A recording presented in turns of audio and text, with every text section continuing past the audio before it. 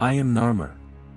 My name echoes not just through the stones and carvings that bear witness to my deeds, but through the first light of the Nile. I was born in the warm lands of Upper Egypt at the end of the 32nd century BCE. My mother was a wise woman, keeper of the sacred songs of our tribe, and my father was a leader of our people, stern, yet fair. My childhood was both ordinary and extraordinary, weighted with the destiny that awaited me. I still remember running barefoot along the banks of the Nile. My father often told me to mingle among the people, to understand their lives. So I watched the farmers in their fields, the fishermen with their nets, the artisans with their calloused hands. Understanding their lives would later guide every decision I made. My education was forged not only on the battlefield but in the shadowed courtyards of temples. Priests taught me the earliest forms of hieroglyphs, explaining that every line, every bird, every symbol of the sun held a spirit. Masters of war taught me how to wield a spear, balance with a shield, and drive a war chariot. Knowledge and strength grew hand in hand. Even then, I felt the question that would shape my destiny: why must a country be divided into two? Even my hobbies were tied to politics. I loved drifting along the Nile in my small boat, watching the sunrise spill light across the waters, reminding me of time's passage and the responsibilities I carried. I feared the dark, deep, shadowed temple chambers seemed to swallow me as a child. Perhaps that fear taught me to always stay vigilant. I never made decisions alone, but with the people's breath behind me. I learned the dialects of Upper and Lower Egypt, studied the signs used by trading tribes, because one cannot unite a country without understanding it.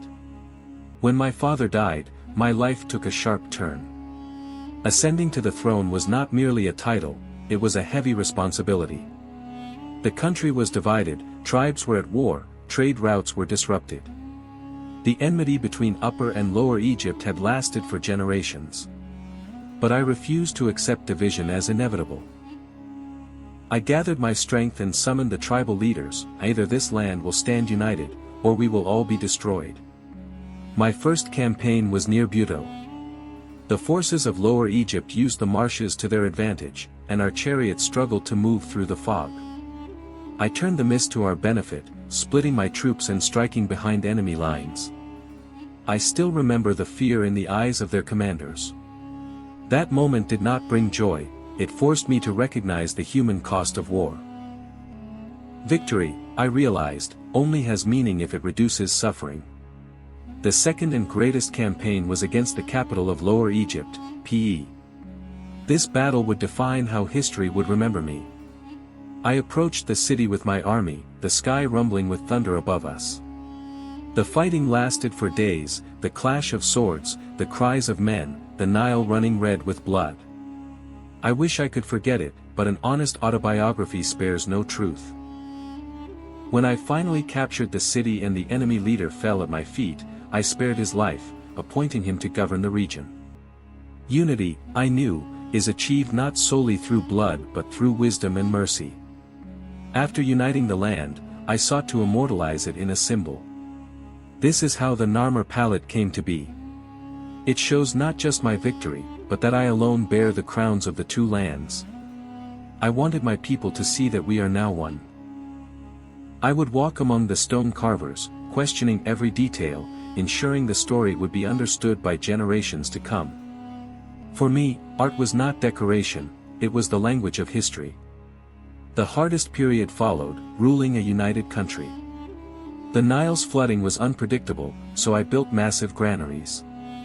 I reinforced trade routes for north and south, regulated temples, and balanced the power of priests and soldiers, because if one grew too strong, the other would rise in ambition.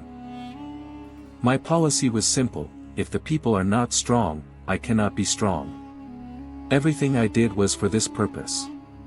As I aged, I no longer walked the battlefield but sat in the shaded courtyards of the palace, watching sunlight dance upon stone walls. My youthful fire had given way to calm, yet a responsibility still raced within me like the Nile. On my final day, I called my son to my side and said, "Uniting a country requires courage, but keeping it united requires wisdom." The respect in his eyes was more valuable than any reward I had ever received. When death finally came, the Nile flowed steadily as always. My body was frail, but my mind still thought of the future of my land. I knew that I was not merely a king who fought battles, but a guide who witnessed the birth of a nation. I am Narmer. And the story I leave behind is as long as the Nile, yet as clear as the voice of my heart.